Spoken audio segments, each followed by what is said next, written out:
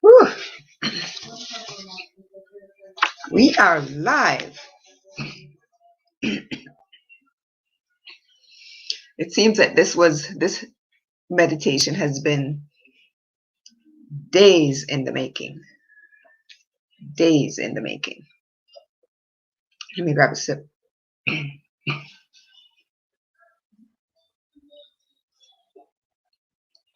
I'm drinking coconut water, and I'm drinking it from a yellow glass, and there's a reason for that. You give everyone just a few minutes to pop on. This has been just one of those meditations that I kept having to postpone and postpone and postpone. And today it's finally happening, right? And it was just something totally out of my control. But I think that the time that it's happening now is completely appropriate. It's a perfect timing because there are a few things that occurred over the week that I talk about that show how just absolutely necessary this type of meditation really is, right? And why we need to have this discussion. We're going to be talking about the digestive system. We're going to just have a very candid chat about the digestive system and all of that stuff. All right. So if you're watching from Facebook, go to www.streamyard.com/Facebook and just answer a couple questions, and that will give StreamYard permission to show your comments here. So whenever you post a comment in Facebook, after you've done that little thing, then I'll be able to see your comments here, because the way that StreamYard is set up is I can see all of the comments from Facebook as well as YouTube. So I don't have to have multiple, multiple laptops or devices. I can just simply use StreamYard and be able to see all of the comments from wherever you're looking from. So again, go to streamyard.com/Facebook if you're viewing from Facebook, and give StreamYard permission to share your comments, and that way I'll be able to see them here in the stream where I'm streaming from. All right, so as promised, today is the meditation all about the digestive system, and the plan was to have finished all of the meditations, I think, by last week for the entire body, but right today we're going to be doing the digestive system, and like I said, it was just stuff completely out of my control, but here I am, and it's going to be a good one, and it's a well-needed one, I think, especially in the day and age in the last year that we've had. This is probably a meditation that so many people probably need and not even realize that we need this, right? But before we jump in, for those of you, hi Kathleen, good to see you. Thank you for joining me. For those of you who don't know me, my name is Gina Wells, and I'm a complementary therapist practitioner. What does that mean, right? It basically means that I work with different and alternative therapies that you wouldn't find necessarily in a medical doctor's office. So the complementary therapies are those things other than the pharmaceuticals, and they could range, from food and nutrition to meditation to sound therapy to crystal therapy to Reiki, all of that you are considered to be alternative or complementary therapies, right? So I'm a complementary therapist practitioner as well as a transformation ambassador. I have healed from, I think, about 15 different diagnoses, ranging from lupus to costochondritis to all kinds.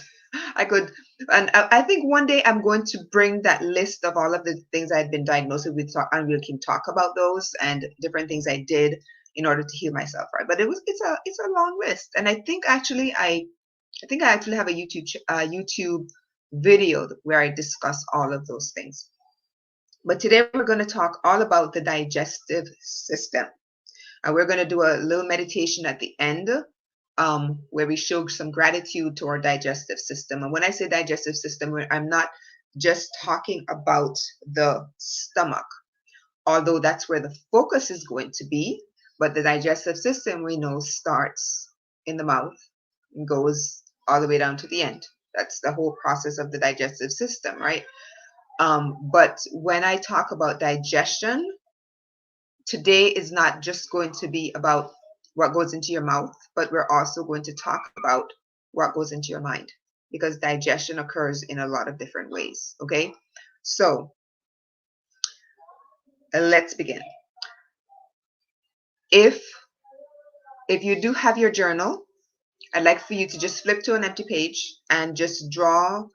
You can just do a quick drawing of maybe something, a tube that starts at the mouth, goes all the way down. Then you can do something like looks like the stomach, and other parts that look like the large and small intestine, ending with the colon, the anus, right?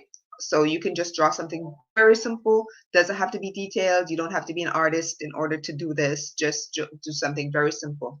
If you're just joining me and you don't have your journal, you can certainly go back and do this afterwards. You don't have to do it right now.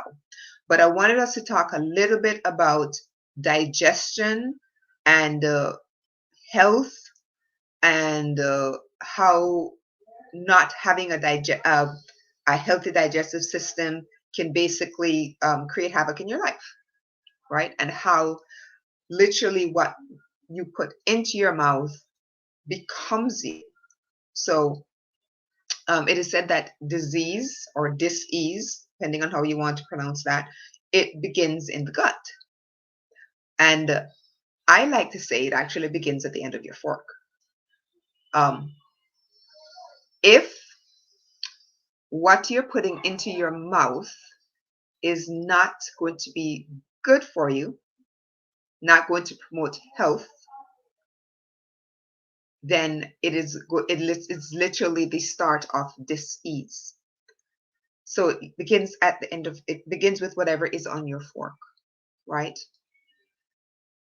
I don't agree that it begins in your gut. I mean, yes, you put it into your mouth, you chew it up, gets down there kind of, but the health to me begins with what you stick on your fork, put into your mouth, right? So we're going to talk a little bit about that.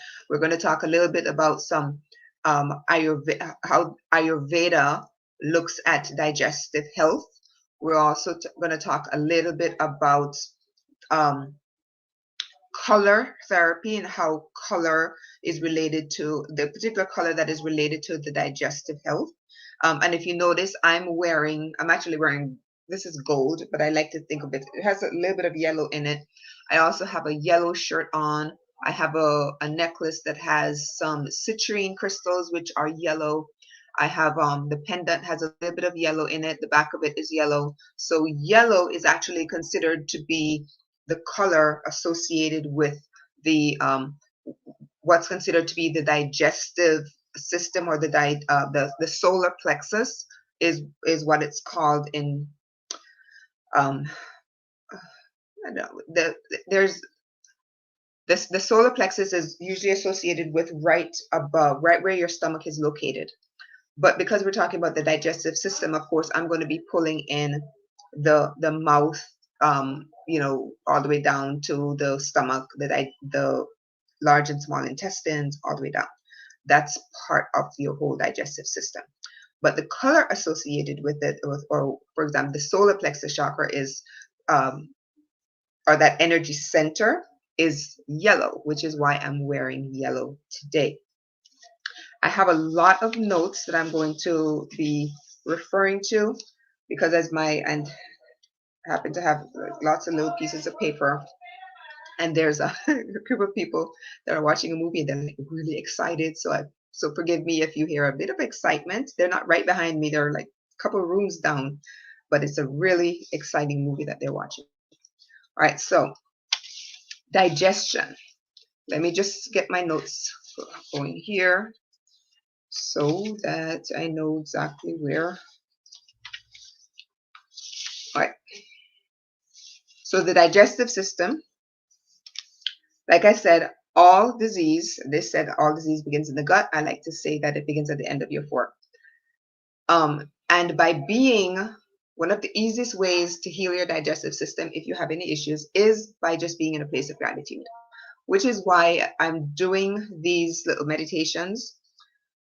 Because once you start to show gratitude to these areas of the body where we just kind of, kind of take things for granted. I mean, we eat, it goes down, it gets digested, and goes into our bodies, and we really don't think about it.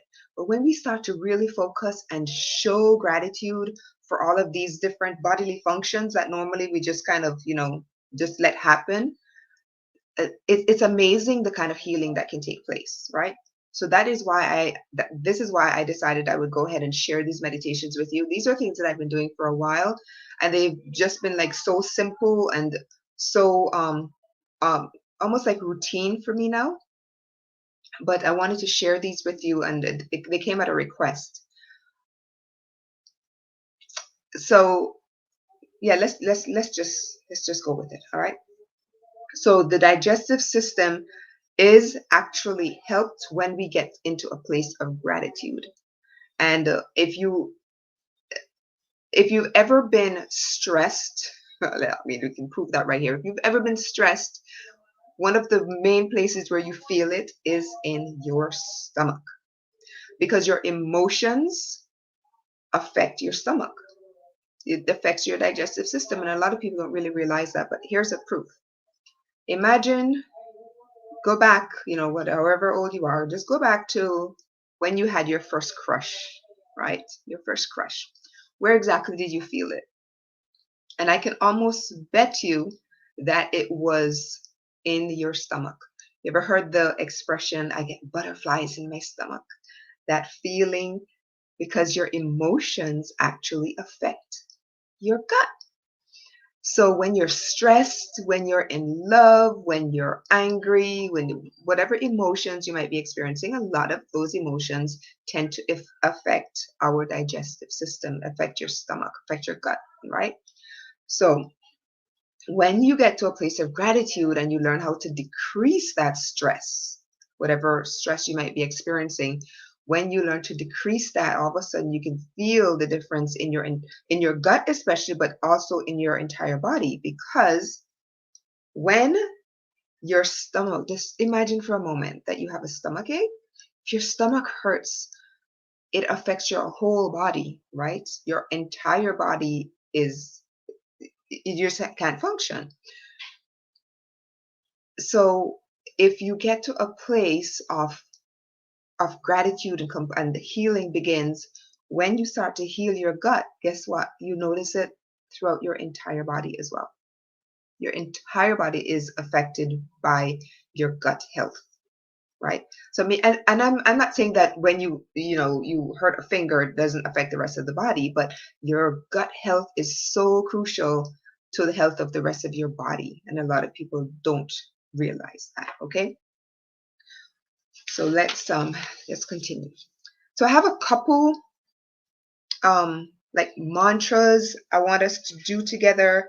I do have a little meditation that I want us to do, but I want us to talk a little bit more about the let me just get on my notes. I told you that I have so many notes, because as something came to me, I just wrote it down. So I have a lot of different pieces of paper. So I want to talk a little bit about things that can happen when you do not have a healthy digestive system. And right now, this is why I said it's so crucial to talk about this time of this time period, because so many of us I know are experiencing issues like this. So if you, chances are it started in your digestive system. It started in your gut, right? So in order to begin to heal from any kind of autoimmune condition, you have to address the gut. So one of the things I want to talk about first, let me go to how it is looked at in Ayurvedic medicine. In Ayurveda,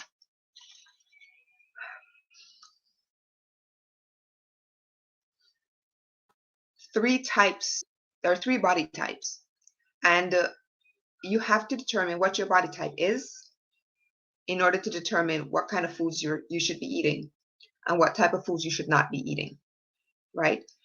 And when I first did this test many years ago, there were things that showed up on the list of do not eat of foods that I've been eating my whole life and I absolutely loved and I didn't think had done anything to me, right? They didn't hurt my stomach, they didn't cause any pain, but they came up on the list of things that I should not be eating. So one of the first things that I mentioned to clients who asked me, well, what do I need to do? The first thing that we talk about is your diet. Diet and nutrition is critical to healing from any kind of digestive issue because you are what you eat. Or let me rephrase that. You are what you digest. Because a lot of people eat certain things, it gets digested, but it's not feeding your cells.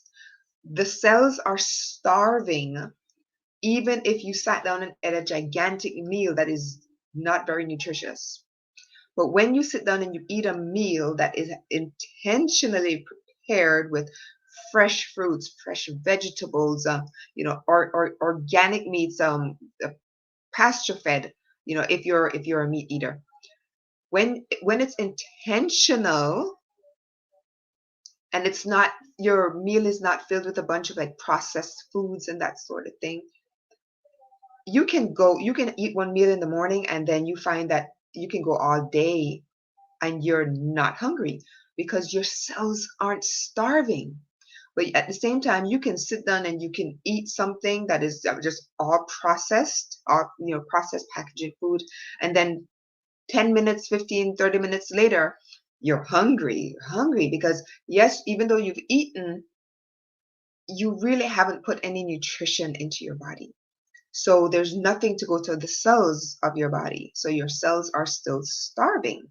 So when you start to think about that, whenever you're eating, you're feeding your cells. You're not feeding your stomach. You're feeding the cells of your body. When you start to think in terms of that, you'll become much more intentional about what you put into your body. All right, so there are three body types according to Ayurveda. There's they're called doshas. There's the vata, pitta, and kapha. You could be one of either of those three, or you could be a combination of them. So it's very easy to find. They're all over the internet. You just type in dosha test. I'm going to give you a lot of freebies here. Type in dosha test and take one of those dosha tests. It's simply an Ayurvedic body type. Once you find out what your body type is, then and basically all you're going to do is answer a ton of questions. It's a pretty lengthy test, but is worthwhile to take. Once you've answered all the questions, you'll get a list of foods that you should be eating, a list of foods that you should not be eating. It'll also give you herbs that will be good for your body. It'll give you a list of different oils that you can also be working with for your body type.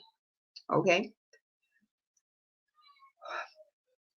In the Sanskrit word for, and I'm going to go back and forth with Ayurveda and talking about the solar plexus and the digestive system as an energy center, because that's literally what it is. It is an energy center. If you've ever found, like at lunchtime when you eat a big meal, all of a sudden you start to get really tired and sleepy, and we use that term that we say this particular thing is starting to set in, right? Because all of the energy then goes into that area to start to digest all the food that you've been eating, right? So that energy center. So the energy center, that solar plexus, has a particular color associated with it, and that color is yellow. I mentioned that earlier. There's also a certain element that's associated with the digestive system or with that solar plexus, and that element is fire. And the word in Ayurveda is Agni, which means fire, right? So when your digestive fire isn't up to where it is supposed to be, you're not digesting your food properly. You end up with all kinds of, digestive issues like bloating and indigestion could be, and there could be a host of things leading from as simple as bloating all the way up to a full-blown autoimmune condition, right? So you're going to hear me kind of go back and forth with the solar plexus, the energy center, and as well as the Ayurvedic terms. And I'm going to talk about some different foods that I think most people are going to be able to eat. They're they're all part of what I like to call an anti-inflammatory diet. Because if your digestive system is inflamed, then of course it's going to affect the rest of your body. Because it is said that your immune system, 75 numbers tend to vary depending on who you're listening to, who you're talking to. So 70 to 80% of your immune system resides in your digestive system. So when your digestive system is out of whack, you are literally immune deficient, or you're going to experience issues with immunity. Right? So that's why some people tend to get, you get colds really easily. Every little thing that comes around, you catch it, because your immune system is not as strong as it needs to be. So I'm also going to, talk about different things that you can use to help your immune system. All right. So in Sanskrit, the solar plexus, the digestive system, the word for it's Manipura, and it literally translates to lustrous gem. Lustrous gem. And if we start to think about our stomach or our whole digestive system as being a lustrous gem, we would not want to feed it anything but good stuff, because you would want to maintain that lustrous gem, its brilliance, its the fiery nature of it, right? You want to make sure that it is always burning and digesting the way that it is supposed to be. You don't want to be feeding it any kind of, lack of a better word, a bunch of crap, right? And I'm not sitting here preaching because I think I'm perfect, because I'm not perfect by a long shot. I have been diagnosed with several autoimmune conditions. I think it was a combination of, to me, stress, partly diet, because my diet was not perfect, even though I tried to eat as well as possible. But the thing is, with autoimmune conditions, nobody really knows where or how these things occur. But nutrition, I do believe, is a huge part of it. If you really want to sit down and talk and, really journal about this, nutrition is a huge aspect of it. Trauma, unhealed trauma, I do believe is also a part of it. So when we're healing from digestive issues, you want to also make sure that you're also addressing it, not just on a physical level. You're going to be addressing these things on a spiritual level as well, and healing from traumas, because traumas they literally kind of stay with your body. Your body keeps the score. There's a book all about that. So it's one thing to heal the digestive system and heal your whole body, really. But if you only heal on a physical level, you're omitting the emotional part. You're also omitting the physical part. And that's like a whole other discussion right there. But I needed to mention that anyway, even though we're talking specifically about the digestive system today and about food and nutrition and all of that stuff, I am going to be throwing in some things about the spiritual aspect of it, the emotional aspect, that also have to be healed in order to heal completely. And today's going to be a little bit longer than usual, because when it comes to the digestive system, that's a huge topic for me, because it is one of the easiest parts to fix if we're just focusing on the physical aspect of healing the immune system. It is one of the easiest things that we can fix, because if we can just fix what goes into our mouth, to me, like, we're halfway there, right? So this part is really, really important. So we talk about the color yellow. I'm wearing yellow. The element of fire is associated with the stomach, because when the food goes into your body, the acid in your stomach gets about, goes about, and all of your probiotics, all of the different bacteria in your gut, they get to work, and they start, breaking down this stuff, right? And then it goes throughout the different intestines and gets dispersed into the bloodstream and starts to feed your body, right? So that element of fire, we need to make sure that that's always burning, right? And it keeps burning well, and as long as we treat it the way that it's supposed to be treated. The digestive system, I mentioned emotions.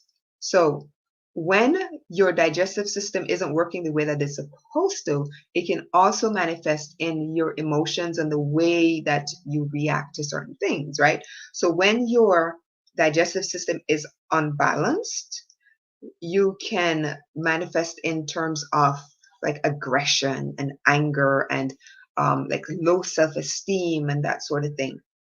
Because remember, like I said, your emotions, it's not completely separate from what's going on in your gut. One affects the other. Okay, when your digestive system is balanced, what you tend to exude is confidence and high self-esteem, and you tend to go through life having like a sense of purpose, right? So when you start to think about these type of things, pay attention to your emotions throughout the day. Journal. If you have your journal with you right now, go ahead and start jotting. If I'm saying stuff to you that's kind of ooh, yeah, maybe, yeah, let me write that down. So get a pen, get a journal, piece of paper, start jotting down these things as they come to you. When your immune system, not your immune system, when your digestive system is unbalanced, it can also manifest in illness or dis-ease or full-blown diseases, like autoimmune conditions, for example. But you can also manifest the simple things like bloating,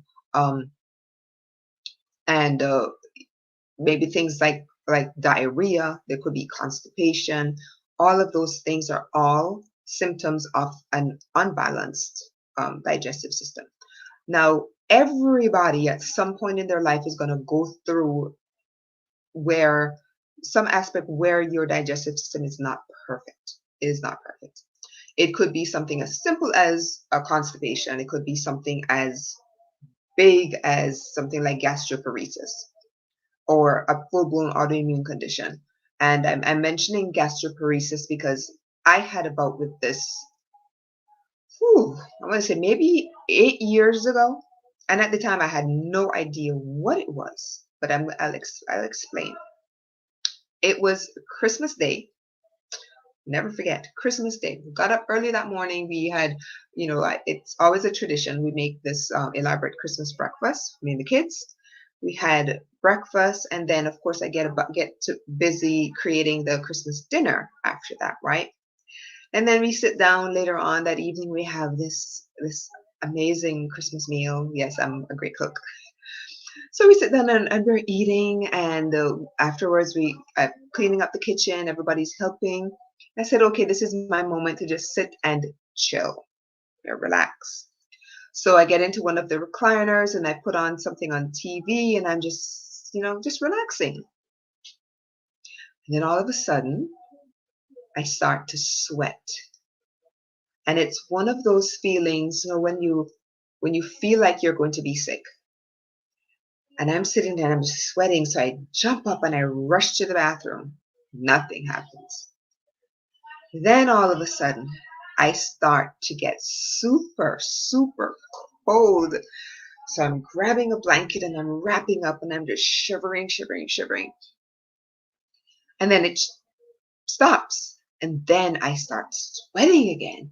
So I rush to the bathroom again, thinking I'm going to be sick. Nothing. Nothing. So I come back and I sit down and I continue to watch the movie. And I'm just like, why is this? What's going on? So, but remember, at this point, I had already been diagnosed with lupus, and I was on my journey to healing. Wasn't completely healed at the time. There were still some things I was working on. So I'm sitting there, and then I get cold again. So I grab a blanket, and I'm wrapping myself with the blanket, and I'm shivering, shivering, shivering. And this point, when a couple of my kids came out, and they're like, "Wow, what's going on?" I said, "I just don't feel right. I'm going in. First I'm hot, then I'm cold, then I'm hot, then I'm cold." And then I sprang up, dashed to the restroom. Everything came up. Everything. I looked in the toilet. I could tell you what I had for breakfast, and I could tell you everything that I'd eaten for Christmas dinner. The reason all of this happened, reason I could tell, because breakfast was still there and of course dinner was still there, was because my stomach had literally become paralyzed and had not digested anything for the entire day. Now, I had no idea what it was called. I just knew when I went back to the doctor and I explained what was going on with me. And then they threw out this word, gastroparesis. And gastro means your stomach, your digestive, your stomach, basically. Paresis means paralysis or stop, right? Para in Spanish, stop. Paresis means stop. So stomach, stop. Stomach, stop. Uh, so my stomach wasn't digesting anything. It was just sitting there. So everything that I'd eaten was literally sitting in my stomach the entire day. And the only way it was either going to go the other end or it was going to come right back up, right? But because at that point my stomach wasn't working, the only place for it to come was just the way that it went in, right? So you have something as simple as bloating or constipation to something as serious as gastroparesis or, and any other autoimmune condition that affects your digestive tract, right? And there are numerous, there are quite a few of them. So one way to heal that, though, is through proper nutrition. But if you have something like gastroparesis, a lot of the times, it can't be healed. And I know people who live with a tube that goes directly into their stomach. There's certain liquids that are fed through because their stomach has literally been paralyzed and nothing that they've tried has caused it to start working again. I was one of the lucky ones. I managed to get mine reworking, um, which was good because I love food, right? So the digestive system is very critical to the health of the rest of your body. All right, so let's talk a little bit about how we can heal the digestive system, right? I mentioned about taking the dosha test. That is one of the first things. Take your dosha test, find out what body type you have, and we go from there. Let me preface this. If you are experiencing any kind of issues with your digestive system that just cannot seem to go away, please make sure you consult your doctor because it could be something more serious than just constipation or just bloating. There could be something else going on. So you always want to make sure you consult your doctor, and they may need to, or your primary doctor, they may need to send you to a gastroenterologist who might need to do further studies, right? So make sure you find a doctor who is going to be able to help you. But other things that you can do, first thing I always look at is nutrition. Look at what you are eating. That is very, very important. You want to avoid things like and kind of foods that have artificial colors, artificial flavorings. You want to make sure you try to eat as close to the original food as possible. So fresh fruits, fresh vegetables. Avoid prepackaged or processed foods as much as possible. And I know that it's hard to do, but try to make sure that as much of your foods come from fresh fruits and veggies. And if you're a meat eater, your pasture raised or grass fed um, beef, chicken, fish. Try not to eat anything that is like farm, like they're crammed, and it'll say so on the package, right? You also try to eat as organic as possible. Yes, it does cost a little bit more, but think in terms of toxins. When you're eating foods that are not organic, that have been grown with all these toxins, you eat the food, the toxin is in the food, the toxins go into your body, the toxins end up creating all kinds of hormonal imbalances and then create diseases, and I could go on and on and on. You get the picture, right? So nutrition is huge. If you do cook, try to eat warm foods. This goes back to the whole idea in Ayurveda about the Agni, the fire. When you drink cold drinks, especially if you're eating and you have a cold drink with it, with your meal, try to wait at least 30 minutes before you actually drink something. Because if you drink a cold drink with your food, basically that is pouring water on your fire. And what happens when you pour water on your fire? You're putting your fire out.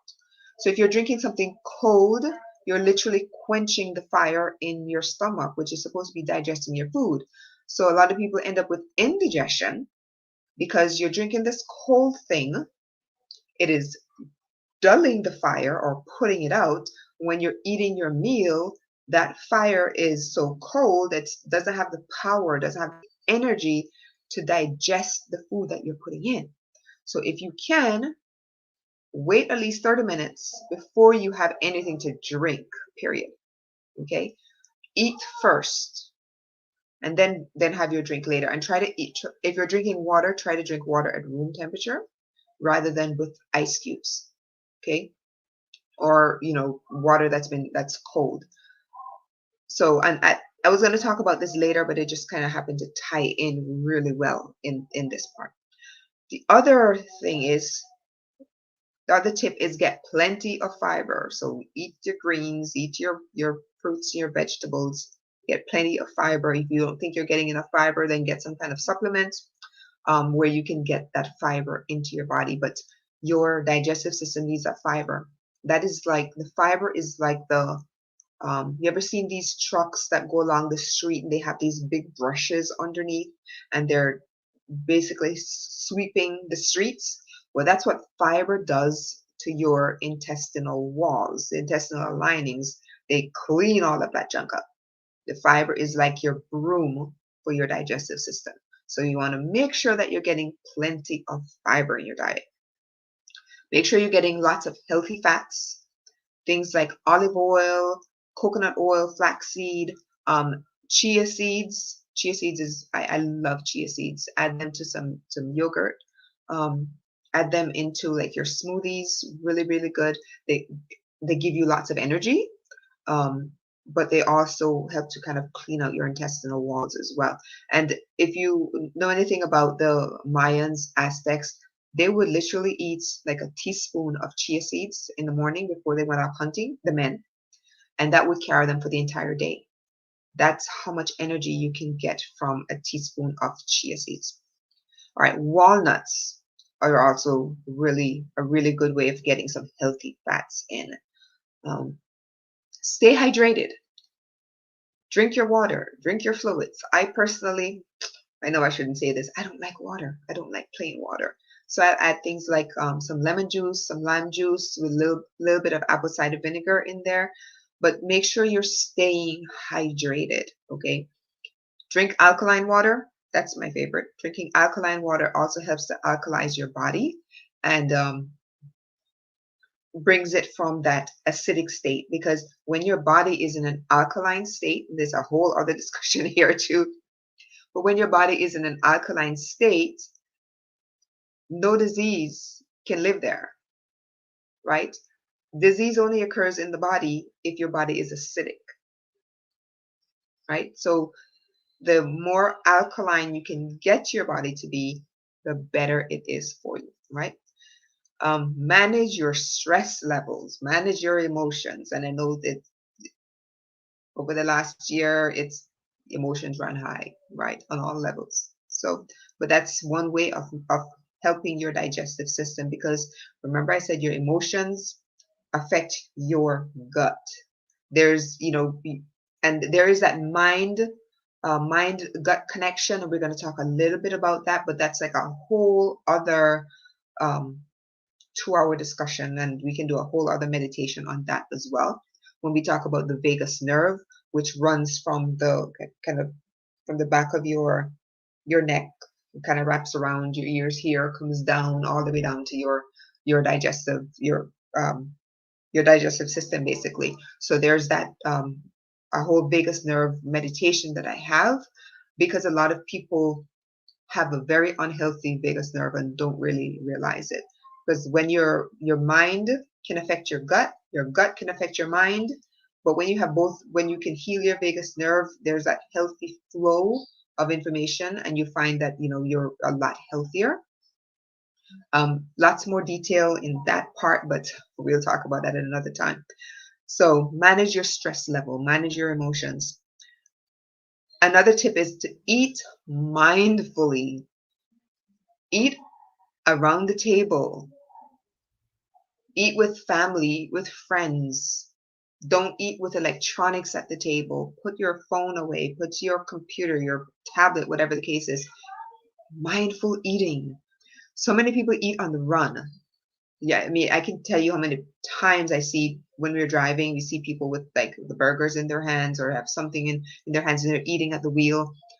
That in itself can contribute to indigestion and a host of other things. So you want to eat mindfully. This is one of the things that Ayurveda teaches, is to eat mindfully.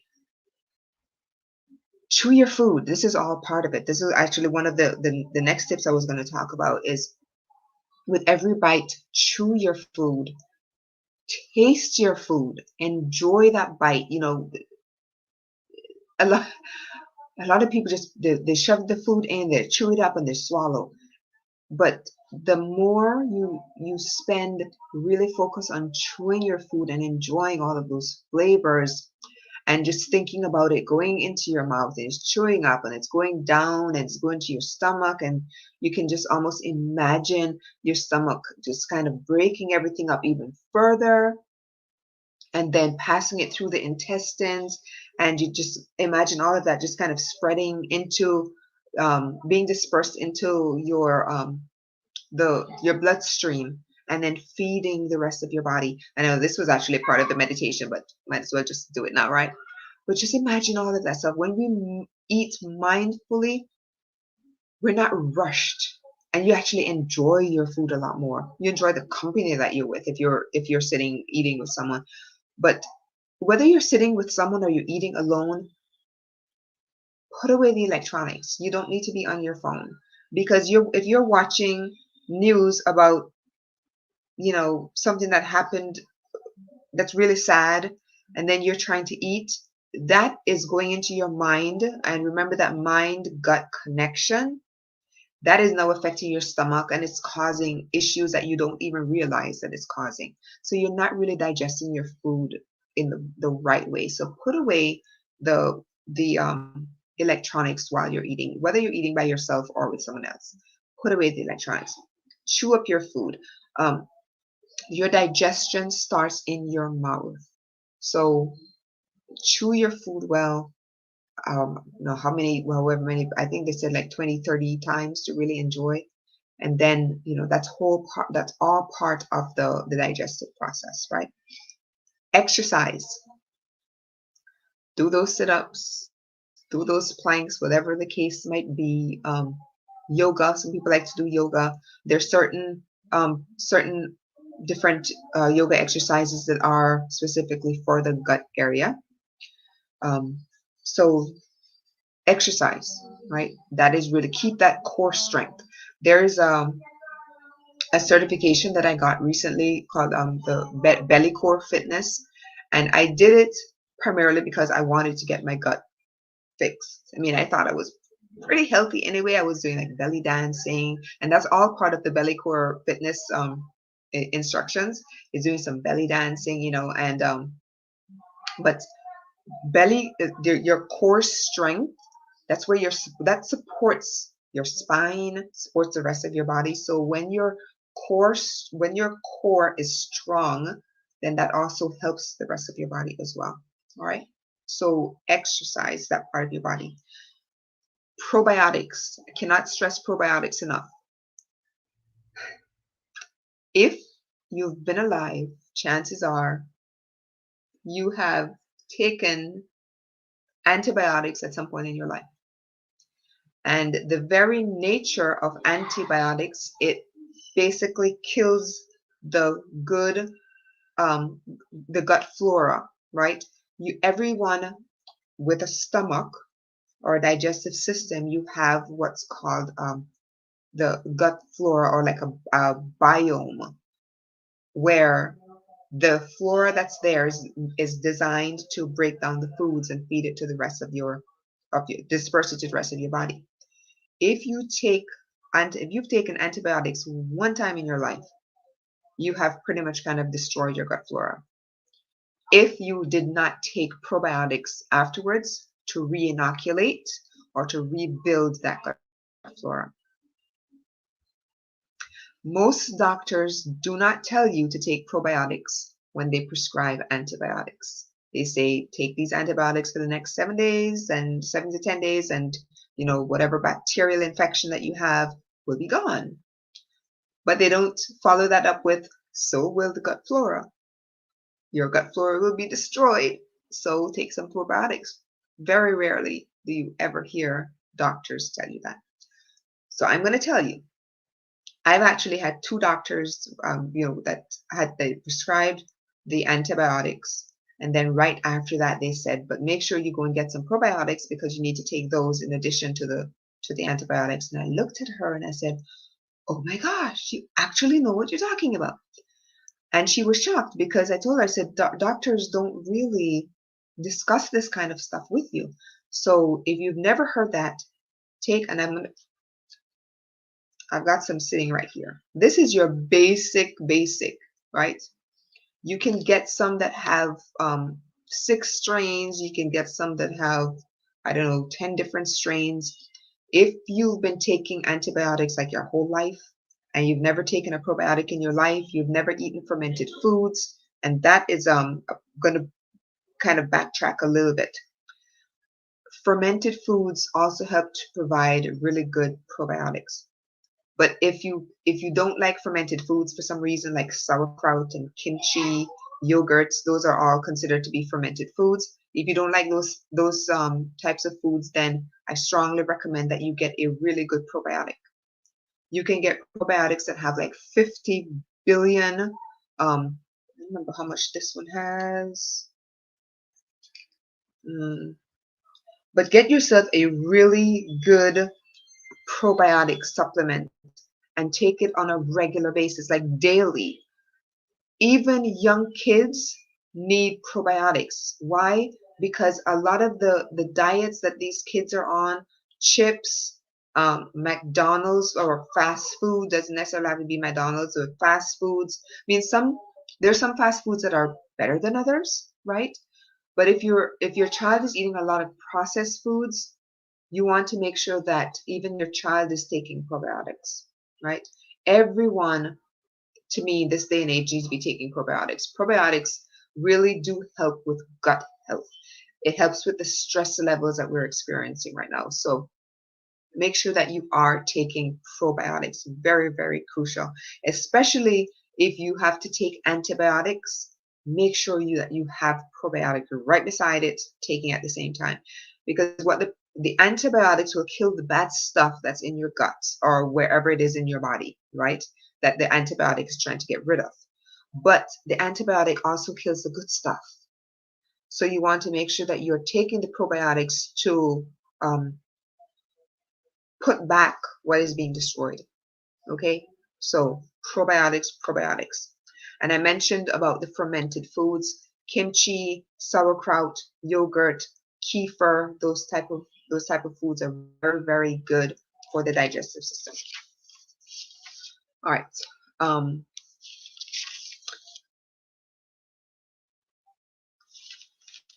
Listen to your body. That's the next step. Listen to your body. Your body is always giving you clues. It's always giving you signs that something is wrong or something's right. If you eat a certain food, people, I hear this a lot. Oh my gosh, I'm so bloated. That was really good, but now I'm like super bloated. Chances are that food was not necessarily good for you, because if you're eating certain foods that are good for you, you shouldn't experience any kind of discomfort. And I'm going to go through a whole list of foods that we really shouldn't be eating, what I consider to be part of the inflammatory diet, right? And I know that nobody is perfect on this. I'm not even perfect, because one of the things I'm going to mention, I absolutely love, and I've eaten so much of it in the last couple of weeks, and I know, but I'm being very transparent with you. There are certain things that I absolutely love that I take maybe a day, and I will eat. I will fulfill that, what you call, maybe a craving that I have for it, and then after that I'm good. Um, but it's something that I know that I cannot eat a ton of, because I will pay the price. So I'm not saying that my diet is absolutely perfect, but it's gotten to a point where I know what I can eat. I know how much of it that I can eat without it causing me to do like a super major relapse, right? Emotional eating. This is another thing. I know people who have admitted to me, I am an emotional eater, right? And if you are an emotional eater, um, that is that typically takes a lot of like other types of therapy, not just changing your diet, but it's also working on the emotional aspect of it. Like, why are you emotionally eating? What is the trigger that's causing you to eat whenever you're experiencing these, whatever the emotion is? So there's a lot more than just changing the diet. In that case, it's working on the particular traumas, stress, whatever the case is, to to kind of switch that around to where you're not emotionally eating anymore. And that's just like in a nutshell. It's a lot more work to it than that. Another tip to heal the digestive system, or that energy center, your digestive energy center, is ditching the bad habits. And these include things like excessive alcohol. And I say excessive because I know that some people like to have your occasional little glass of wine. um, Things like late night eating. And I know some people just can't avoid this, because especially if you have like a night shift, I mean, you're going to end up having lunch like at some crazy hour of the night, right? So I'm not referring to people like that. I'm talking about those of you who sit up like all night and you're kind of binging out on Netflix, and you got your big bag of chips or popcorn or something else. You try to train yourself to stop eating at a certain time every night, whether it's 9 o'clock or 10 o'clock, or some people are very, very good and they stop at 6 or 7. So the late night eating tends to be where a lot of issues can occur. If you do eat late at night, maybe consider something like intermittent fasting, where your last meal, if it has to be at 10 o'clock at night, that your first meal occurs um, maybe at 3 o'clock in the afternoon. No, that might be a little bit long for some people. So maybe at 7 or 8 o'clock in the morning. So give yourself a long period in which you're not going to be eating. And the whole idea of intermittent fasting is like a whole other discussion. I did a podcast episode on this that I can link below here. Let me make a note to myself to link the podcast on intermittent fasting, because that is very, very helpful when it comes to healing your gut. Just made a note, because your gut needs breaks from food. I know that nutrition is proper nutrition is really good for healing, but also abstinence from food is also really good for healing. Your gut, if you're constantly eating, your stomach isn't getting a break. It's constantly digesting, constantly digesting. Your stomach needs a break. Everybody's stomach needs a break. So fast. That is one of the hardest, that, and I did have that mentioned later on, but we talk about it now. Fasting. You'll hear me talk about every single month, the first 3 days of every month for the last couple of years. I have been fasting, water fast for 3 days. And what that does is it gives the stomach, the whole digestive system a break, and it helps to reboot the immune system. So the digestive system, the stomach is not digesting food. You're just simply giving yourself water, kind of cleaning everything out, right? So fasting with the first 3 days of every month. I do it the first 3 days of every month because it's just easy. It's like a considered to be a tenth. It's almost like tithing, right? Tithing is that you give a tenth of your income, right? The 3 days out of 30, that's also a tenth. So I basically give up a tenth of the month where I just don't eat anything. I drink water. Periodically, a couple of years ago, I did a 40-day fast, and this is something that I would never recommend that you attempt unless you are. And this is gonna sound strange. You go to God for this one, okay? I've been told that God literally has to tell you do your 40-day fast because and you can take it up with your pastor, um, because a 40-day fast, I will tell you, it was one of the hardest things I've ever done. Yeah, that's for a whole other discussion. I actually think I discussed that in the podcast episode, so I will link that so you can hear a little bit more about that. But fasting is very, very good for healing the digestive system. And it's one of those things that is not discussed when it comes to health. When people think about fasting, they think, oh, you mean depriving myself of food? Yes, deprive yourself of food. Your stomach needs the break. The body needs a break. And it's amazing just how much, I mean, your body can do it. A lot of people think, well, I can't even go a day without eating. But you can. It's amazing what you can do when you really sit down and think about it. If you ended up in the hospital and you could not eat, they just have you hooked up to the IV drip or whatever the case is, you don't eat for like 24 hours. I mean, you basically fasted. But don't let it get to the point where it requires a hospital visit in order for you to do it. Make a conscious effort that it becomes part of your healing routine to fast, whether it's for 8 hours a day, whether it's for 24 hours, whether it's for the first 3 days of the month, whatever the case is, right? But make fasting part of the routine for healing your digestive system. All right, things like smoking, avoid smoking, cut down on smoking, give up smoking, whatever it is that you need to do. Added sugars. I know this is a biggie. People love their sugar, love the sweet stuff, right? But if you can get to the point where you're gradually reducing your sugar, to where you don't even need to have sugar in maybe tea or anything that would require added sugars, then yeah, try to avoid anything that has added sugars in it. Another tip is glutamine, which is an amino acid that helps to reduce intestinal permeability, which is just a fancy name for leaky gut.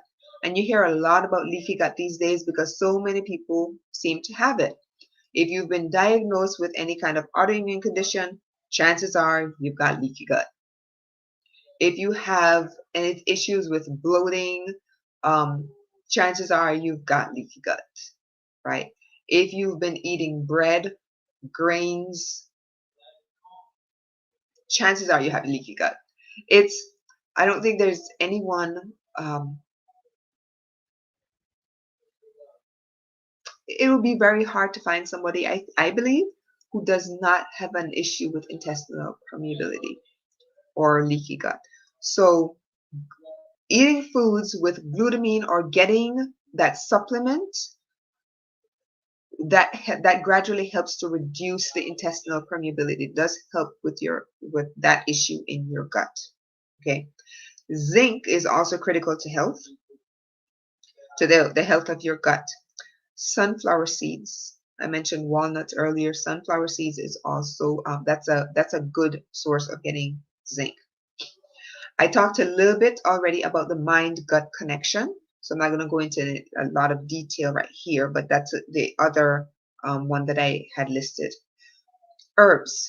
Many of you may know that I am a master herbalist. I got certified as a master herbalist a couple years back, and then I got certified as an herbalist, I think about 8 years ago. It was one of the first things when I decided I want to go in a more natural route was to start to incorporate a lot more herbs, study exactly what kind of herbs were going to be able to heal me, what worked for me, what didn't. I also have done essential oils. I became an aromatherapy consultant, so I worked a lot with herbs and essential oils and nutrition. So some of the herbs, and you'll hear me mention them later on as well. Herbs like turmeric or turmeric, depending on how you pronounce it. Ginger.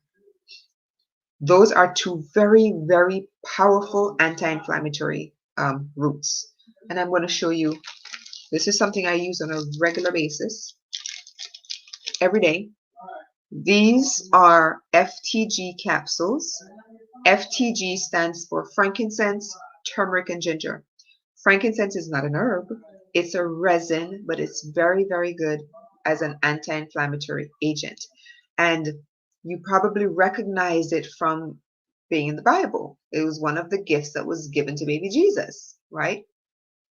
And I have a whole theory as to why this particular resin was given as a gift. Because I don't believe it was actually a gift to the baby Jesus. I believe that it was given to Mary and Joseph. Joseph was an elderly man, much older than Mary, and chances are he would have been experiencing a lot of issues with the joints and that sort of thing back in. Now, like I said, I'm just like thinking about these type of things, right? And if you think about all of the running that Mary and Joseph had to do in order to protect baby Jesus, he would have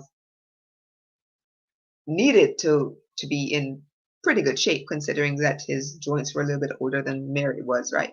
So I believe that this was a gift given to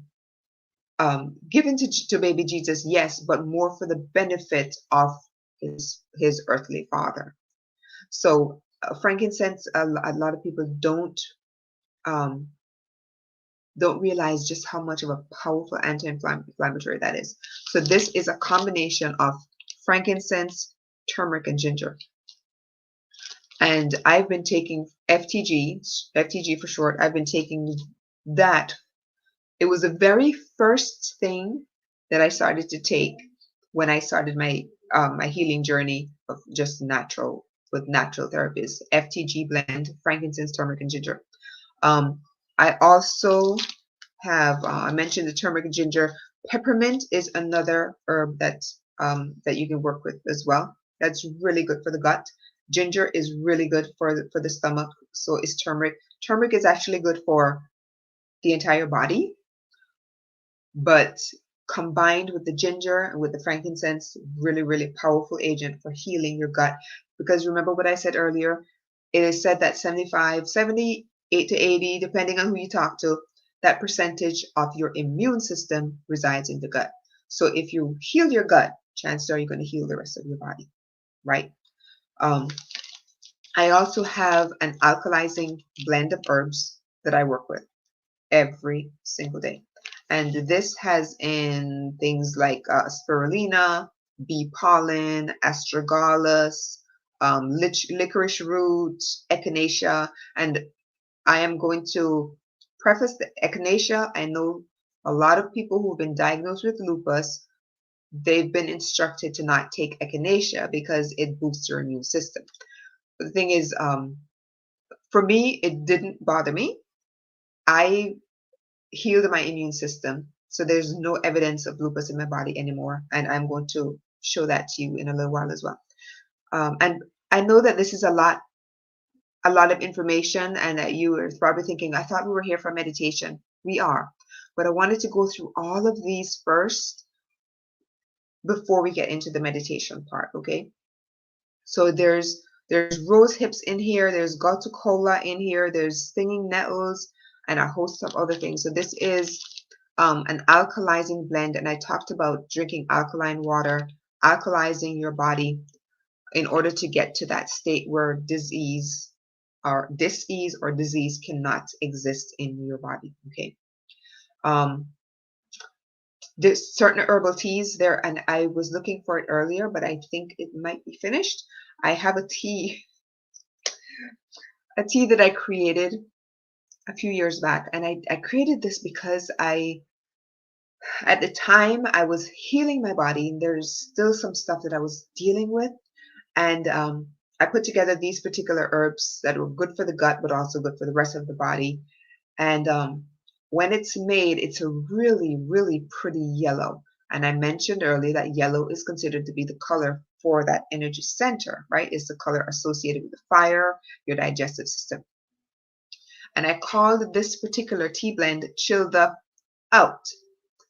And I really wish I had some to share with you, but I have to remake it. So I think we're going to I think I'm going to make it again, and I will share it with you. I will make it so you can see the nice, pretty color. But everything in that tea, all of the different herbs, they actually come together to create that lovely color, and it's really good for the gut. Because remember, again, emotions, when you're highly stressed, it does affect your gut, right? And anything that happens in your gut, chances are it's going to affect your mind. So it's called Chill the, because of that reason.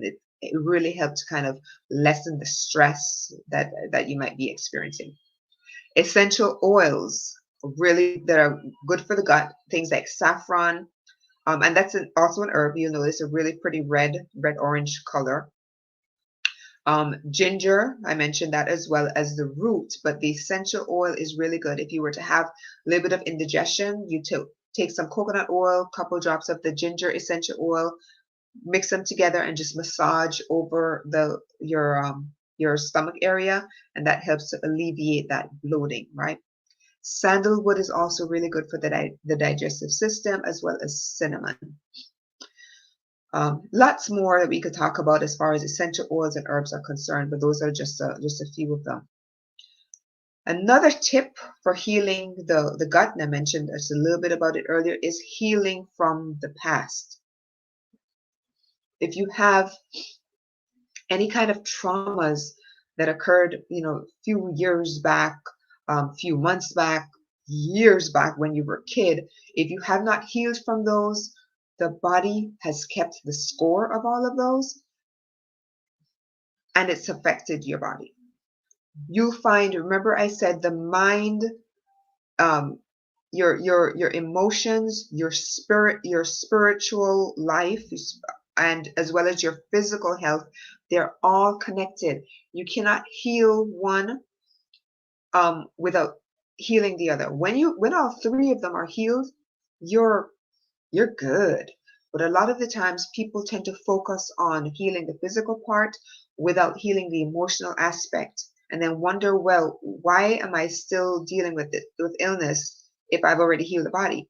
And that's because you have some emotional stuff that needs to be dealt with. So you have to heal from the past in order to be able to completely heal your digestive system. And your spiritual life is also important when it comes to this sort of health, right? When it comes to your solar plexus, the digestive system, shame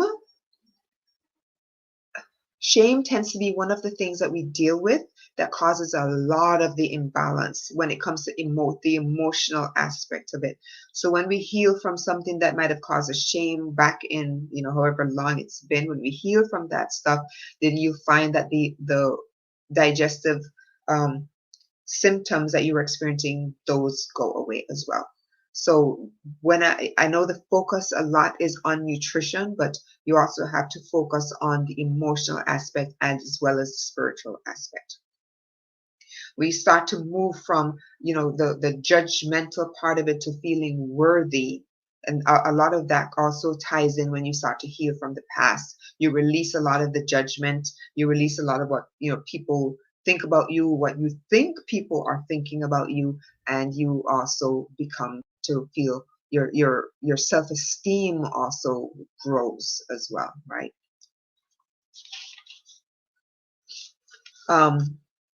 This is one of the things I wanted us to do. This not necessarily part of the meditation, but this is going to be a tip that you can do at the end of the meditation. You don't necessarily have to do it right now, but I'm going to mention it. Create a fix-it list about yourself. And by fix it, I mean like literally fix it. What are you trying to change, fix, or improve upon when it comes, whatever the fix-it items might be on your fix-it list? Review the list. Review each of the items that you have on your list. What exactly are you judging yourself harshly for? Is it your stuff, or is it something that happened to you back then that you've kind of held on to and you think that it's yours, you haven't necessarily healed from? So and I know this is like a hard exercise to do. It's really hard. But excuse me 1 second.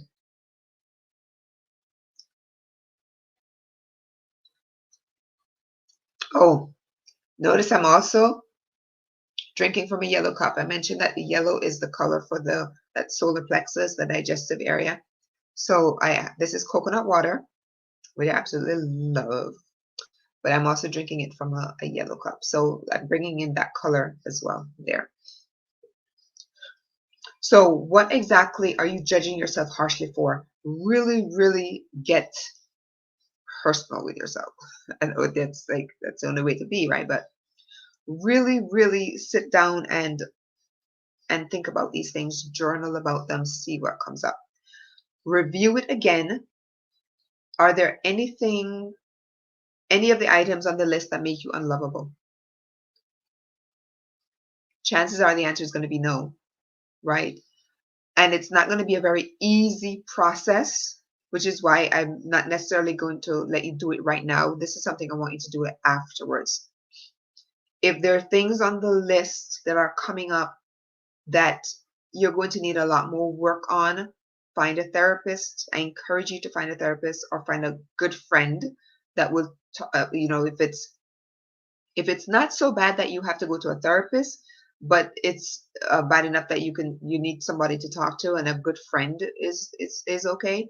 Find that good friend that you can trust, that's not going to divulge your business, but that's going to help you to work through whatever it is that you need to work through on your fix-it list.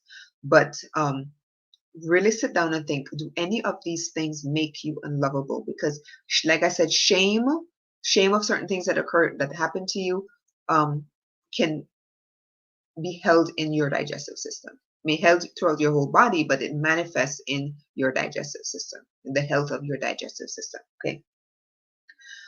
Another thing I'd love you to do is to sit down and make a list of what your gifts are.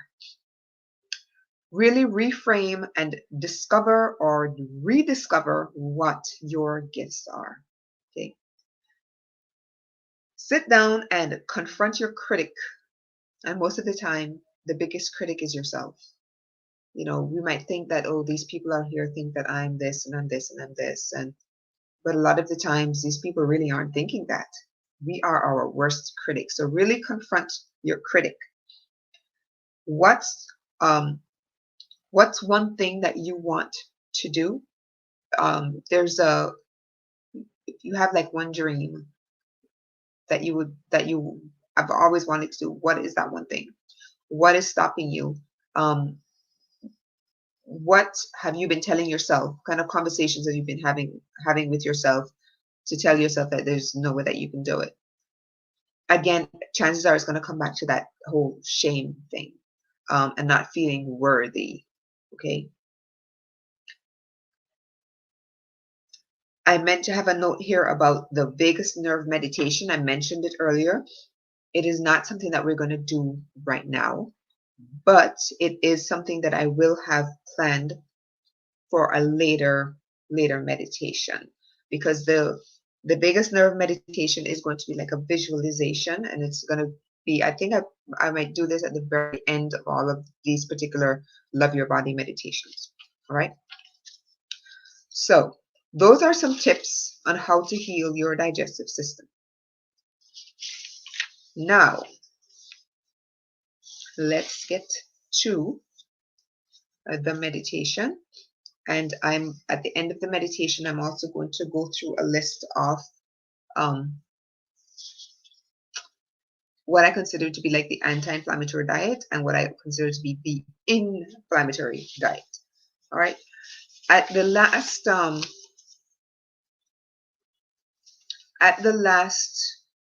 meditation, I read a passage that came from Instructing the Akash by Cryon Lee.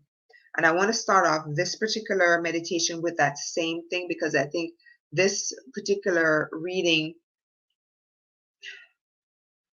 is applicable to pretty much every aspect of the human body. So I think I'm going to be reading it at the beginning of all of the rest of the meditations that we're going to be doing. But I forgot something. I mentioned that I was going to share with you my results from the last test to show, yes, that there's like no sign of lupus in my body, because this is, the nutrition that was a huge part for me, in addition to all the meditation and all of the other things. But I wanted to show, because I did get some calls saying, and this was a few years back when I got my first, I think 4 years ago, when I got the first time I was told by my doctor that if they did not have my original diagnosis and my original blood work to actually show the positive ANA, we'll talk about that, but to show my original blood work that actually proved that lupus was active in my body, if they did not have that to kind of correlate with that previous that blood results that they had just gotten, they would not have believed the result. They would not have believed that it could actually be done, because most doctors tell you that lupus is incurable and lupus is this and da da da. But they had both sets of blood work. They had my original, and then they had the most recent, which showed lupus was not active anymore and that there was no sign of it. But I did end up getting some calls that said, "Oh, I know that can't be possible. Lupus isn't curable, da da da da da da." So I didn't have those particular, I didn't have a hard copy to show, because I didn't request a hard copy at the time. This time I did. And I'm going to show you. Usually when you get tested for lupus or any other kind of autoimmune condition, they look for something. They do a test called ANA, which is basically I couldn't even tell you what it stands for now, but it's like, if you get a positive ANA, it basically means that there's sign of autoimmunity occurring in your body. And it's not just lupus, it could be Sjogren's, it could be a host of other autoimmune conditions. But the ANA, when that ANA comes back positive, that typically means that it's lupus or something else going on, right? So I'm going to show you my negative ANA. Got it right here. Let me see if I can get it like as clear as possible, just to prove right there. Okay, I wanted to make sure that you all saw that. Now, my blood work isn't perfect, but there's no sign of lupus in my body. None. And I'm showing you that because I practice what I preach. I'm not perfect. I have the occasional bag of chips, but I practice what I preach. And I'm here to tell you that it is possible to heal your body from autoimmunity. I'm showing you the proof here. Now, like I said, my blood work isn't perfect. I do take vitamin D supplements, the prescribed one, because that is the one thing that just seems to be like the hardest thing to get is vitamin D. Like I lived in the sun all my life, right? But now I'm not, and we're not really sure if it's from me not being in the sun enough, but part age may also have something to do with it. But I do take vitamin D supplements, and I do take a B12 shot because the pernicious anemia part, um, that one I mentioned, I have to get a B12 shot every month because my stomach is missing something I think is called the intrinsic factor, which doesn't allow the B12 from foods to be absorbed by my stomach. So I have to get the B12 directly into the muscle once a month. So that's the only thing. Other thing on here shows that my cholesterol is a little high, and I kind of expected that because I started eating a few things that I know I had no business eating. So it's kind of, but that's an easy fix. Easy fix for me. It's really not that high. It's like 2 points, 2 points above what what's considered to be the normal. Right. So, but I did want you to see that negative ANA. Yep. I'm so happy that because I'm still doing the work. This is not work that I do and then I say, oh, okay, negative ANA. Now I can go back to eating whatever it is that I want to eat. No, this is something that I do on a regular basis, right? Because the alternative, where I was 7, 8, 9 years ago, that is not a place where I want to be ever again. Because just no.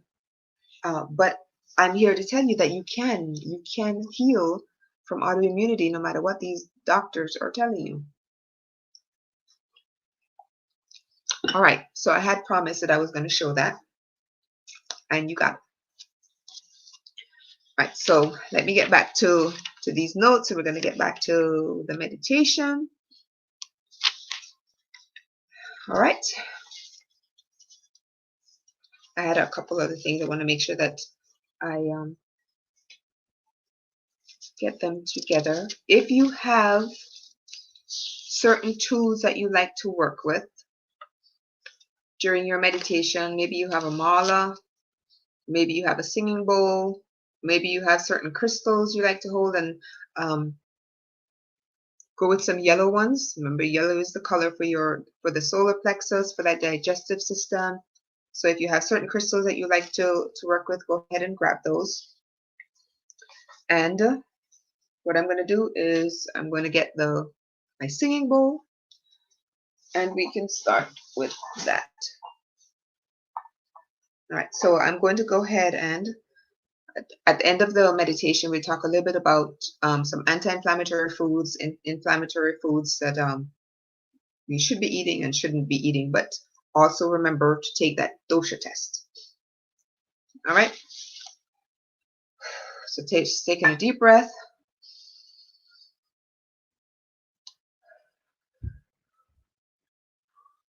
Do in through your nose, hold for 3, and then out through your mouth.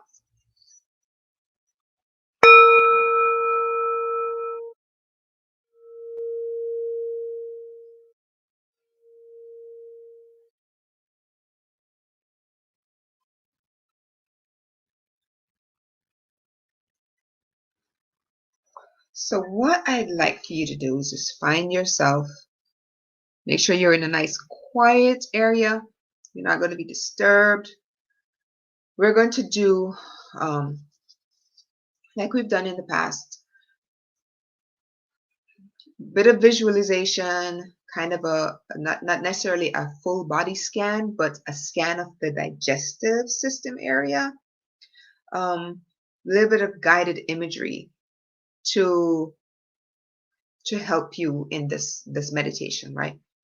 Guided imagery is or the visualization might be hard for some people, so that's why I'm going to throw in the guided imagery to kind of what to picture. I'm going to just throw out certain things and you'll be able to like picture it.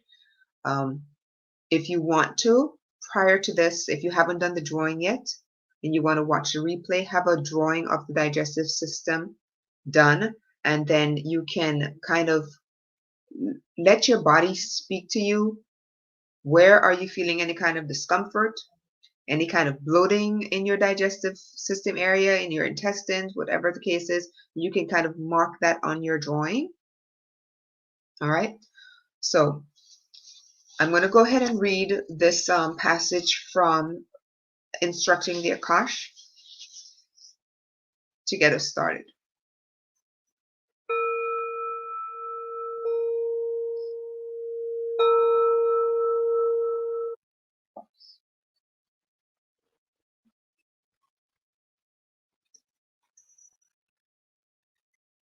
You can close your eyes or you can keep them open. It's entirely up to you. Dear cellular structure, I am in charge. The boss is talking, so listen up. I command you to see the beauty and the benevolence and the God inside every cell in my body and every cell inside of the digestive system, which is what we're going to focus on today. That's kind of a paraphrase right there, okay? I command you to be more resistant to disease because the immune system resides in the gut. So be more resistant to disease than you've ever been before. Disease cannot attach itself to the light, and I hold more light than ever before. I command that which was in me, which is inappropriate, to go away and to change. Let the chemistry in my body show itself in the next few days or even immediately, so I know that this is real, and I take command of the things that I was never told that I could take command of. It is settled. So imagine with your eyes closed. Remember, the digestive system actually starts in your mouth, but the focus is going to be on the area where your stomach is, okay? Where your stomach actually is.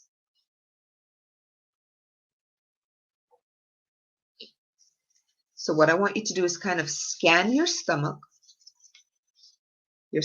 area, your digestive, your intestines, whether they're large intestines, small intestines, all the way down to the colon, and just kind of picture any kind of where you might feeling kind of discomfort, if there's any. If there's none, good for you. But a lot of people I know experience some kind of issue within their digestive system. So just kind of picture what is going on inside your stomach. Try to look within. No, in the stomach, you can almost picture like this big sack, right? It's almost like a I want to say football kind of sitting on its side, and you can almost picture the acid in your stomach kind of swishing. If you were to move, just picture the acid kind of swishing around. Maybe you just had a meal and you can kind of see the little pieces of food in there. You can see all of the different bacteria that kind of going in and breaking up. And I know this might sound strange to some of you. Yeah, you can get to that point where you can visualize all of the bacteria kind of, going after the foods and kind of chomping almost like little Pac-Man, and chomping away at this, breaking down the different the foods that you've chewed up but are still a little bit too big to be digested. So they're breaking it down into even smaller pieces. And then it's going to be passed into the large and the small intestines. And then picture those, your intestinal walls kind of absorbing like sponges, just absorbing all of the different nutrients from the foods that are being passed through, right? And it's going into your bloodstream and it's just feeding the rest of your body. Learn to, or it takes practice to be able to see this, which is why I usually say kind of keep your eyes closed, because it helps to kind of block out everything else and helps you to be able to go inside to be able to visualize this, right? So what I want you to do is place your hand, whatever your dominant hand is, place your hand over your stomach area, okay? Now we're going to just start to express gratitude. So want you to start to express gratitude to your stomach. Gratitude for digesting, for breaking up the food to make it small enough to be able to go through the large and small intestines and be able to absorb all of the nutrients and to be able to feed the rest of the body. Because I think this is something that we take for granted. We eat, we don't really think about all of the work that the digestive system goes through to be able to enable us to get the nutrients from the foods that we eat, whether the foods be good or bad for us, right? Just show gratitude to our stomach right now for all of the digestive work that we put it through, for breaking down the food so that our bodies can absorb the nutrition. Express gratitude for any signs or symptoms that it shows to us, because any kind of symptoms that we experience, whether it be pain or bloating, those are all messages. And the digestive system is sending you a message that you need to fix something or you need to work on something. So just express gratitude. Don't, a lot of us, when we get issues like that, it's like the last thing we want to do is to say thank you. Yeah, but that's really what we need to be saying is thank you for giving me that sign that something is wrong, that I need to go in and fix it. So just express some gratitude for the, whatever issues we might be experiencing, whether it comes from indigestion or from just, gassiness, food poisoning. Maybe we ate something that was just really bad and we ended up getting sick. But these are all like signs that messages that our body sends to us. So we need to pay attention. Just express gratitude for the messages that we're receiving. If you have to ask forgiveness, because this meditation is to express gratitude, but we also have to ask forgiveness from our digestive system for kind of feeding it things that we know we had no business feeding it, right? So, but the thing is, our digestive system is a warrior. And a lot of the times it just goes in and it digests no matter what. Sometimes it fights us and we end up having issues that come out one end or comes out the other end. So let's take this moment to kind of just ask forgiveness from our stomach or our digestive system for just not necessarily always eating the right things, not always feeding it the right things. Just some of the stuff that we put it through, right? Not necessarily treating mealtime as a sacred act, and that in itself right there, just it doesn't set the tone for good digestion to occur. So even if we feed our bodies the right things, a lot of the times that the setting that we're in doesn't always is not always conducive to good digestion, right? So ask forgiveness for not always treating dinner or mealtime as a sacred act, which then in turn doesn't necessarily help the digestive system. We also may want to ask forgiveness for any illness that or dis-ease that we might be experiencing or had created because of something that we might have eaten or not eaten. But whatever illness that we may be experiencing, whatever, if it's some kind of autoimmune condition, we can just take a moment to ask forgiveness for going through that, because the immune system, yes, is a very powerful thing, but when the immune system is messed up, the entire body is messed up. So Just take this moment to just kind of ask forgiveness. Remember, your digestion is not just the stomach. We talked a little bit about this with the mind and body connection. So we may also need to ask forgiveness for not necessarily just what we feed our bodies, but also what we feed our minds, right? Because the digestion is not just what we put in to our mouth, but it's also what we put in here. And what we put in here also affects the gut, right? And a lot of the times when the gut is not working the way it's supposed to, it also affects up here, right? So we can express, just ask a little bit of forgiveness for not always feeding our minds right, which in turn affects the body, but also express gratitude to the messages and the signals that the digestive system sends to us to let us know, look, we got some things that we need to work on. Okay. One of the things we can also say is thank you for just being a warrior. The digestive system is a warrior, despite everything that we put that little, stomach through, and which in turn also affects the intestines and the colon, right? Because like I said, the digestive system is kind of like one gigantic tube that starts with your mouth. So just express gratitude for our stomach, the whole digestive area, just being a warrior. And if you haven't experienced any kind of autoimmune issues, just say thank you, thank you, thank you that I'm not there. That I'm not there. And if you're one of those people that have been diagnosed with an autoimmune condition, still express gratitude. The whole idea of expressing gratitude, when you say thank you, that begins the healing process, right? And I know it might sound weird, but gratitude helps the gut to heal. Gratitude helps the entire body to heal. We're just happen to be focusing on the gut right now.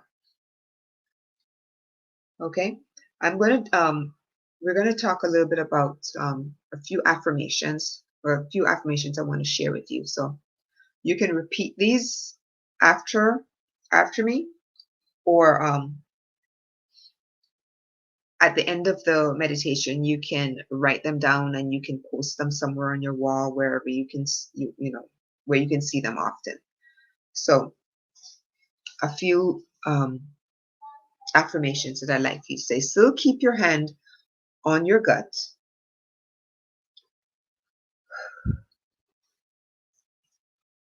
The first one. As I take on new challenges, I feel calm, confident, and powerful.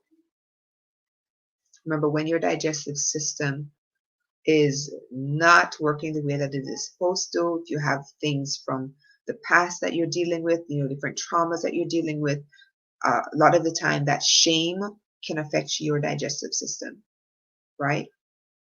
When you heal from all of that shame and your self-esteem grows, your confidence grows. So just as I take on new challenges, I feel calm, confident, and powerful. The second one I want to share with you is, I forgive myself for past mistakes and I learn from them. So we're not going to stay stuck in the mistakes that we've made, because that's not from a place of healing. You forgive yourself for your past mistakes. You learn from them. You move on. If you need therapy for some of them, find a therapist, talk to someone, heal from them, move on. I forgive myself for past mistakes and I learn from them.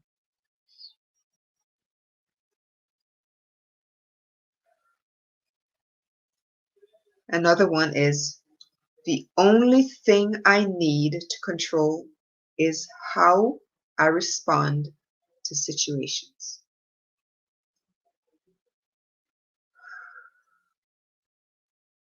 And I know this one is a biggie for so many of us. I know it's a big one for me. The only thing I need to control is how I respond to situations. It is not about the other person. Somebody might have said something bad to you, something mean to you. It's not about them or what they've said to you. It's how you respond to the comments or whatever the case is. That's the only thing you can control, is how you respond to the situation. If you respond in a negative way, or in one of these like a defensive way, you can feel it in your gut. Okay, but when you have very high self-confidence and self-worth, it doesn't matter what the other person is saying, right? You just, it's all about how you respond. It's never about the other person or what the other person is saying. It's this only thing that you can control, because you can't control what other people say. You can't control how people talk about you. You can't do that. It's how you respond to the situation, or how you respond in whatever situation it is, right? The only thing I need to control is how I respond to the situation. This one is simple. This other one is very simple. I stand in my personal power. Everybody should just write that down, plaster that to the ceiling, so you can see it first thing in the morning when you wake up, last thing at night when you go to bed. Put it on your mirror, put it on your walls, wherever. I stand in my personal power. These are all related to digestive health, right? If your digestive system is not up to par, it affects up here, and vice versa, right? There's that mind-gut connection. And I think this is probably something that we're going to talk about in a lot more detail later on, but definitely remember that mind-gut connection. So I stand in my personal power. Another one, I have the courage, and make sure you keep your hand over your gut area, okay? I have the courage to create positive change in my life. I have the courage to create positive change in my life. So many people are afraid of making changes that they know that they need to make, because they're worried about what's that person going to think, or what that person is going to think. And it's, well, I have so many people I worry what this person. No, if we keep worrying about what other people are going to say, and chances are a lot of the times these people are out there, they've got their own worries, they've got their own cares in the world. They're not really worried about what you're doing.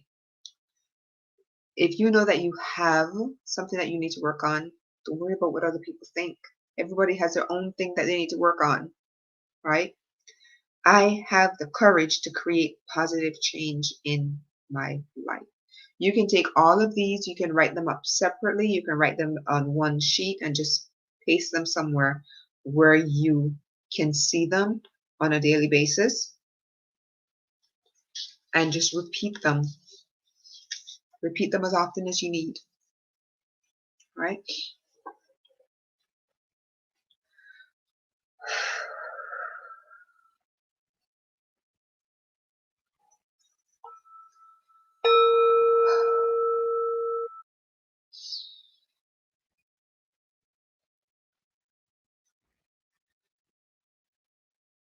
It just seemed like a perfect place to just take a breath. And that's something I didn't really talk about a lot, was breathing. Your breath is so huge when it comes to gut health as well. A lot of us tend to breathe like these shallow breaths, right?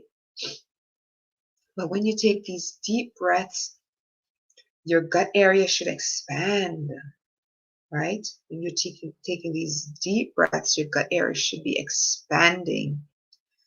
But a lot of us tend to take these like real shallow breaths, and we're not getting in the deep amount of oxygen that we really, really need.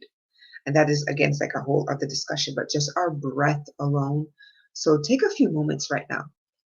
Just close your eyes and just breathe in for 3. Feel your stomach expanding. Hold it for 3 and just breathe out. Do it again.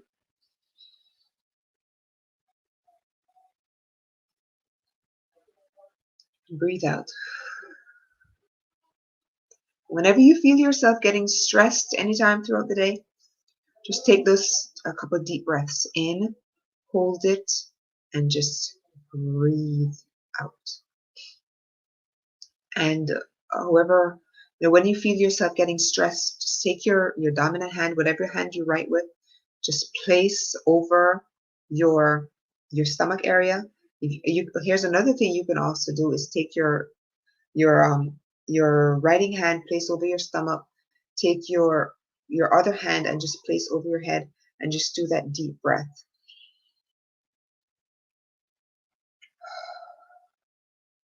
And it just kind of reminds you of that mind-gut connection that, one of them does affect the other. So just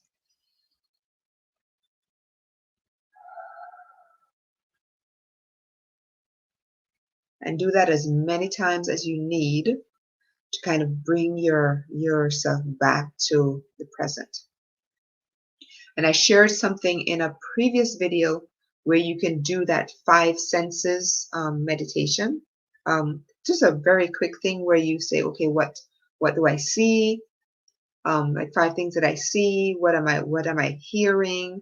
What am I tasting? What am I smelling? What am I touching? You can also use that to kind of bring you back. And all of those little things work together to kind of heal the gut because you're de-stressing. And when you de-stress, you're also healing the gut.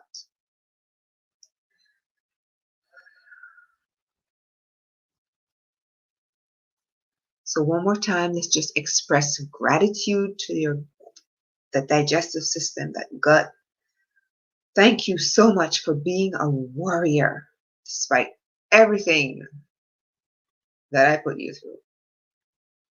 I think that basically kind of sums it up, doesn't it?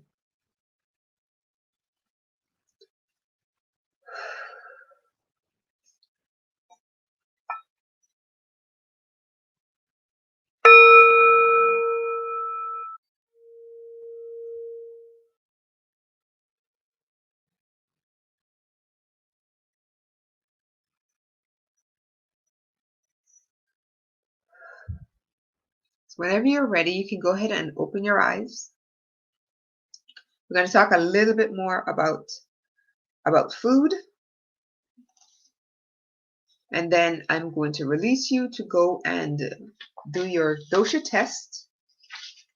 And I would love to hear what your body type is and what foods you're eating now that your body type is telling you you're not supposed to be eating. I'm curious because it did the same thing for me.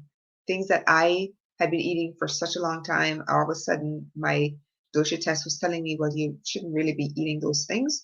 Here's what you should be eating instead.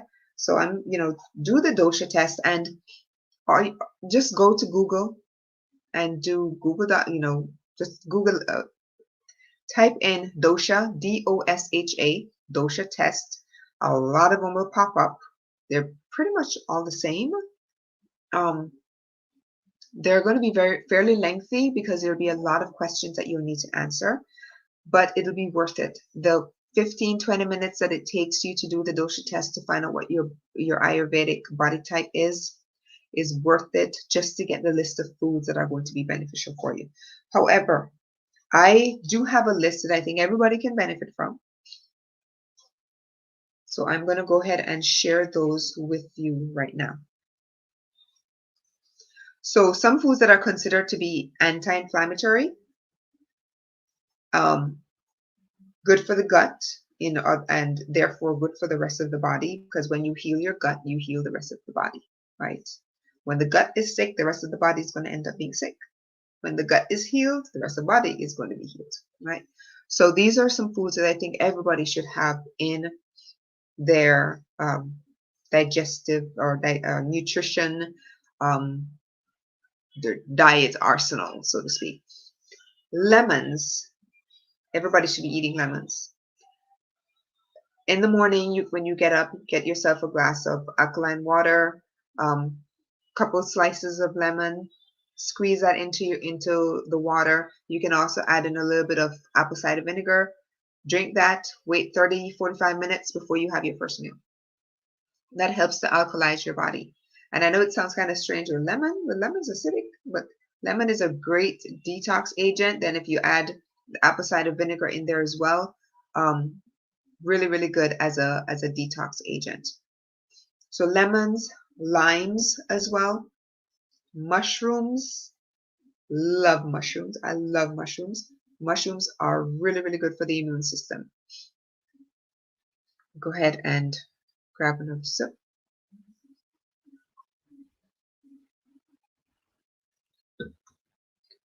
Berries. All kinds of berries. Strawberries, raspberries, blueberries. Well, let me put it this way.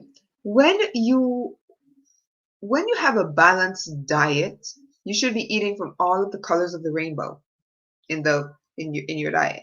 So a lot of the things you'll see here, lemons are yellow, limes green, mushrooms. I mean, mushrooms come in various colors and shapes and forms, right? Berries, blueberries, blackberries, raspberries, strawberries, all of these, right? Avocados and avocado oil. I try to eat at least a half of an avocado a day. I don't always get that much in, but try to eat at least half, right? So avocado and avocado oil, really good. Green tea, non-starchy vegetables, and I'm talking about the anti-inflammatory foods here. Turmeric, I mentioned earlier. Ginger, mentioned that earlier as well. Wild caught fish as opposed to farm raised. And it's the same issue with animals that are farm raised as well, where they're crammed in these little areas. And I'm sure you've seen the videos. If you're going to eat chicken that is free range. Eat eggs from chickens that have been like the free range chickens. If you're going to eat beef that's from cows that have been pasture fed, grass fed as opposed to grain fed. There's a book out there about the grain brain. Lots, the whole connection between the gut and eating grains and how that affects your mind, all of that. So you can get that book. I think it's called the Grain Brain. But if you're going to eat meats, eat beef and the chicken from the cows and chickens that are free range and grass fed. Okay, grass fed cows. Bone broth. Bone broth is amazing. You can buy it or you can make it. It's very, very easy to make. And I'm going to make a note here again to post. I've written several articles about bone broth and how to make it. So I'm going to make a note to post that article so you can have that recipe. So let me just write it here. But bone broth, vegetable broth is if you're vegan or vegetarian and you don't want to do bone broth, vegetable broth as well. Apple cider vinegar, I mentioned that earlier. Extra virgin olive oil is a great addition. If you're not, one of the things with the oils that I use on my face, a lot of people when they're doing these kind of essential oil blends for your skin, they would use like jojoba oil, but olive oil I find is perfect for my particular skin type. So I love olive oil. Extra virgin olive oil. Fermented veggies or fermented foods like sauerkraut, kimchi, yogurt, kefir, those type of things, right? Kombucha. So any kind of fermented foods are really good for the gut because they re-inoculate the gut with all of that really good probiotics, all that really good bacteria, right? I mentioned grass-fed, pasture-raised beef, meat, eggs if you're a meat eater, or if you're not vegan or vegetarian. Coconut oil. I believe I have my coconut oil right behind here. Sorry for kind of sticking my face in the camera. I keep this one on my desk because I reach for it first thing in the morning. I use it to do oil pulling. Right, you see it's almost done. But this particular one by Butcher Boy I actually got this in the Dollar Tree, but you can get this in the Dollar Tree. It's $1. On Amazon, it's like $5. So if you have a Dollar Tree around, you can find it there. But coconut oil I use for oil pulling, and I can post that article too. Oil pulling helps to digest your gut flora in your mouth, which is where your digestive system actually begins. Digestion begins in your mouth. So when you start there, it also helps with the rest of your digestive system, right? But oil pulling, it's what I use the coconut oil for. I also cook with coconut oil, so that's a really beneficial oil to work with. Coconut milk, love coconut milk as well. Some herbs I mentioned, basil, oregano, thyme, rosemary, sage, garlic, onions, chives, all of those. So that's just a really short list. Oh, forgot one. Sweet potatoes. Sweet potatoes is amazing. I actually made some turmeric sweet potatoes, baked sweet potatoes today. That it had, a lot of these herbs I mentioned: basil, oregano, thyme, rosemary, sage, a little bit of coconut oil and olive oil on there. And then I put in maybe, I think it was about a teaspoon of the turmeric powder, and put it into a container, pour the oil over, just shake it up really, really good. And then when the sweet potatoes, they're cubed, right? So when they're nicely coated, I put them into a glass tray, bake at 375 for I think about 30 minutes. Oh, so amazing. So good. You'd never think that turmeric plus sweet potatoes would be good, but and I used to do the Irish potatoes in that same way. You can do that, but since we're talking about anti-inflammatory diet, the sweet potatoes is an amazing anti-inflammatory food. So incorporate sweet potatoes more into your diet. I don't think I mentioned that earlier. That's definitely one that you should have in there. Now, let's talk a little bit about the pro-inflammation foods. I know a lot of people are going to think, ooh, yeah, I just had that today. I just had it like 5 minutes ago. But so foods that you should really cut down on because they promote inflammation in your body. Number one, dairy. Milk from a cow, cheese. Yeah, cut down on dairy. If you love yogurt, there's coconut yogurt. You can find non-dairy yogurts. A lot of them out there. Milk, almond milk, coconut milk. I know it doesn't taste the same in cereal, right? But speaking of cereal, you probably shouldn't eat a lot of cereals either. There are some good cereals out there, though. There really are. So I'm not going to knock the cereal. You know which ones that you shouldn't be eating, the ones that have the artificial colors and the artificial flavors, and all of those, like really nice, colorful marshmallows, and you know what I'm talking about. But so the dairy, stay away from dairy. What dairy does is it creates excess mucus in your body. Your body makes enough mucus as it is, right? Why do you want to go ahead and create excess? If you're not aware, you create, or should I say your sinuses create about 2 liters, I think about 2 liters of mucus on a daily basis. We don't necessarily realize it because most of it goes down back into your stomach and we get rid of it. But when you create, if you ever drink a glass of milk and the next day you realize that all of a sudden you're kind of stuffy, it's because the dairy is creating excess mucus in your body. Um, like, when you have a cold or the flu, you're blowing out all of this excess stuff, right? Your body's creating excess mucus. Well, that's what dairy does to your body. So avoid dairy as much as you possibly can, or avoid it at all costs. Find more natural alternatives. Yes, it may not necessarily make your cereal taste the same, but stay away from dairy.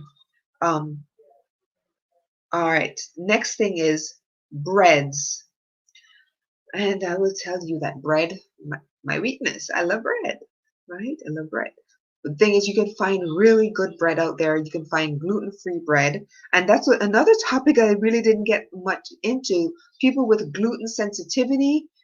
There are a lot of autoimmune conditions that are caused by gluten sensitivity. A lot of gut issues are caused by gluten sensitivity. Intestinal permeability.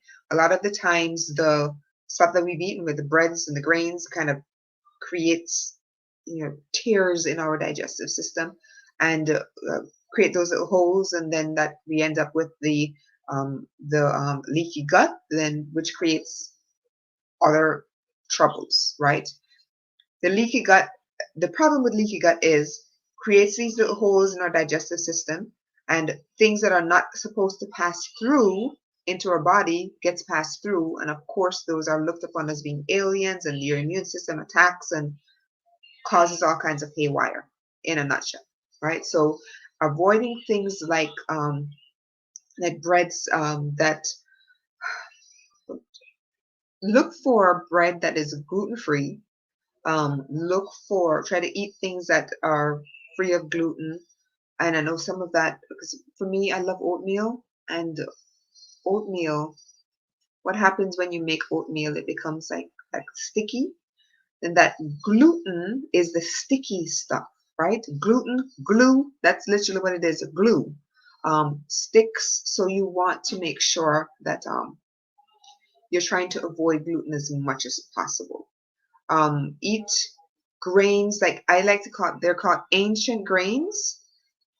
And I said ancient grains because a lot of the grains that we have nowadays are not, they're like GMOs, genetically modified organisms, which basically destroy your digestive tract, and which causes all kinds of hormonal imbalances and all kinds of issues, right? So you want to look for breads that are made with ancient grains. It's just do your research, and this part requires research on your own to find out what's good for you and what isn't, as far as breads are concerned. Deep fried foods.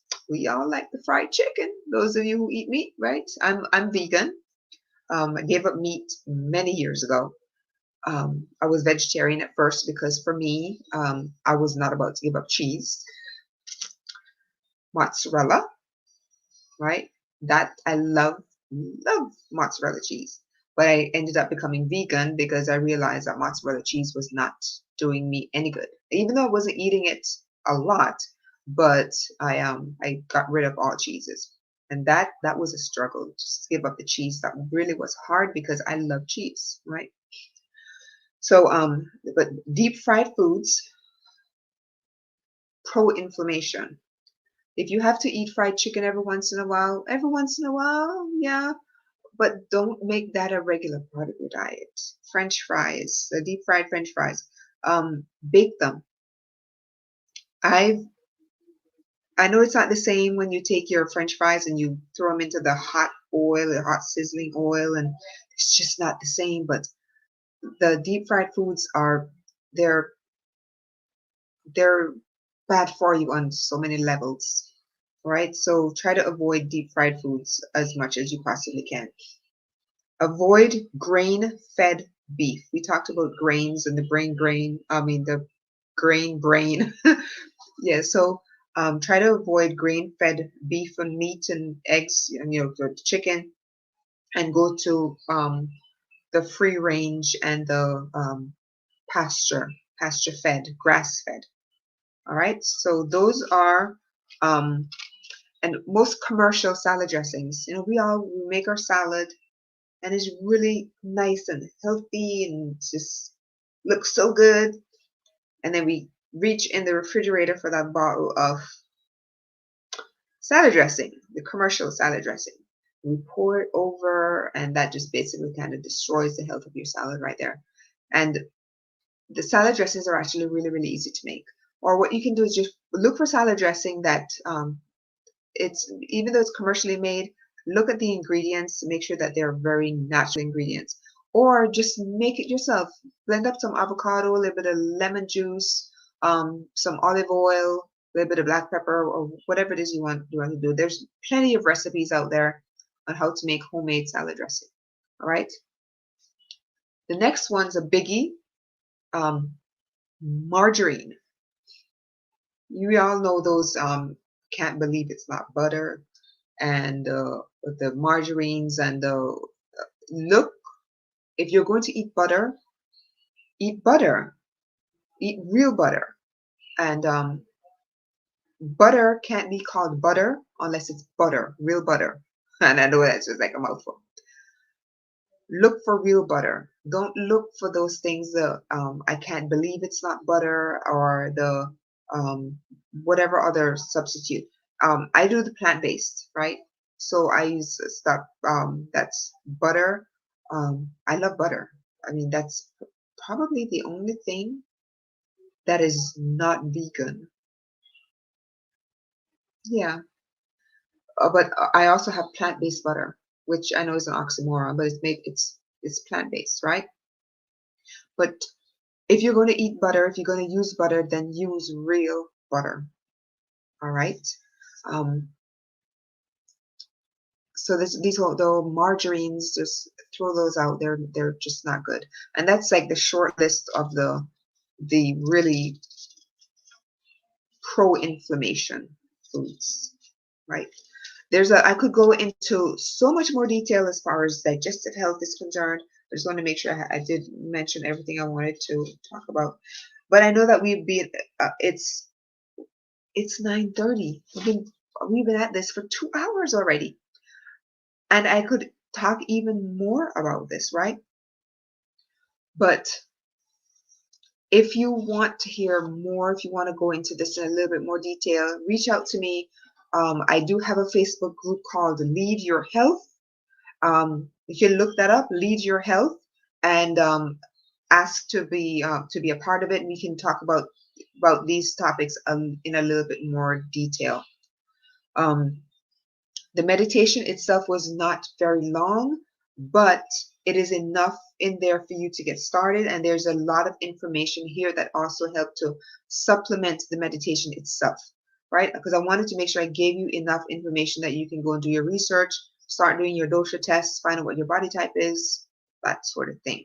So today was a short meditation, but also a lot of information on how to heal your gut. All right. So thank you for being so patient with me and for being here and spending this time with me. I hope I gave you some valuable information, how you can get started healing from, any kind of digestive issues that you may have. The next meditation is going to be all about what's right above your stomach. You're going to find your heart. So we're going to talk about that energy center called your heart. All right.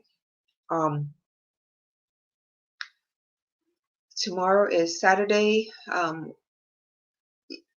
We're going to take a little bit of a break, and we'll do the heart meditation on Monday or Tuesday. I'll let you know in detail. The reason is that there are a couple of people that I'm working with right now that really need a lot of my attention. So I don't want to promise that I'm going to do it tomorrow. So let's take this time, go through the replay for this video, read the articles that I'm going to post, the videos, listen to the podcast about intermittent fasting and how that helps with your digestive system, and then just take these next couple of days to really focus on your digestive system. Journal a lot. Journal whatever comes up. Take notes if you need to find a therapist to deal with some things, because remember we talked a little bit about past traumas and how they can affect your digestive system. So take these next couple of days to really go deeper and journal, and you know,